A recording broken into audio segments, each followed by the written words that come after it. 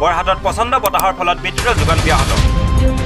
বৰহাটত ৰাতিপুৱা প্ৰায় 10 বজাত অহা এজাক ধুমুহা আৰু বৰষুণৰ ফলত বৰুৱাচালি মৌজাৰ অন্তৰ্গত সোণাৰীৰ পৰা নামৰূপ অভিমুখে যোৱা 37 নং ৰাষ্ট্ৰীয় ঘাইপথৰ ডাবহিবল গাঁৱত প্ৰকাণ্ড গছ এজোপা ভাঙি পৰাত 11,000 শক্তিৰ বিদ্যুতৰ তাঁৰ ছিঙি পৰে ইতিমধ্যে বিদ্যুতৰ কৰ্মচাৰীসকলে মেৰামতিৰ কাম আৰম্ভ কৰিছে বুলি আমাৰ সাংবাদিকৰ আগত জানিবলৈ দিছে বৰহাটৰ পৰা জিন্তু পালৰ প্ৰতিবেদন